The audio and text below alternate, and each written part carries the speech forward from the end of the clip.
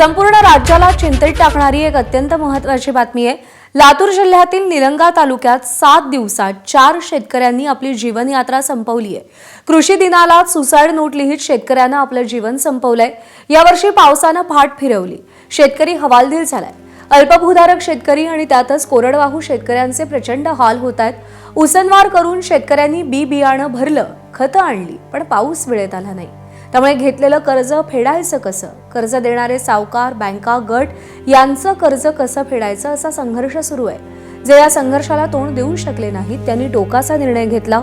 लातूर जिल्ह्यातील निलंगा तालुक्यात 10 किलोमीटरच्या परिघात 4 शेतकऱ्यांनी अवघ्या 7 दिवसात आपलं जीवन संपवलं। या सगळ्या आत्महत्यांमध्ये खासगी सावकारांचा तगादा हा विषय सारखा आहे। काही वर्षापूर्वी आर पाटील गृहमंत्री असताना खासगी सावकारांना कोपऱ्यापासून ढोपरापर्यंत सोलून काढू अशी भूमिका घेतली होती। त्यानंतर खासगी सावकारांचा उपद्रव कमी झाला होता। ते खासगी सावकार पुन्हा डोकंवर काढतात। यांना वेळीच आवर घातला नाही तर या शेतकरी आत्महत्या वाढतील अशी भीती आहे। त्यामुळे त्यांना वेळीच आवर घातला तर शेतकरी आत्महत्या कमी होतील। या आत्महत्यांबाबत सत्यता तपासली जाईल। तालुका समिती अहवाल तयार करून तो जिल्हा समितीकडे पाठवेल की मग मदत मिळेल असं तहसीलदार प्रसाद कुलकर्णींनी म्हटलं।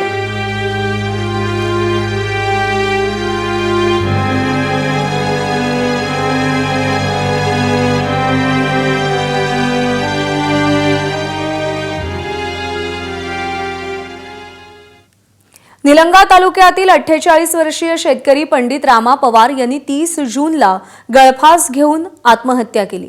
2 एकर कोरडवाहू शेती, लांबलेला पाऊस, बियाणं, खतांसाठी वाढलेला कर्जाचा बोजा यामुळे त्यांनी आत्महत्या केली आहे।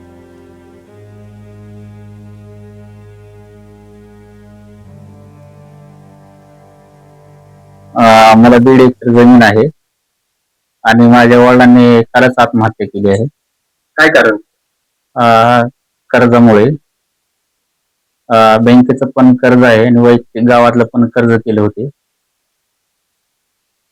आता काय अपेक्षा सरकारकडून? सरकारकडनं आता एकच अपेक्षा आहे की काहीतरी थोडस नाही का मदत करावी। गरीब आहे त्याची अपेक्षा आहे, कर्जमाफी वगैरे काहीतरी करावे।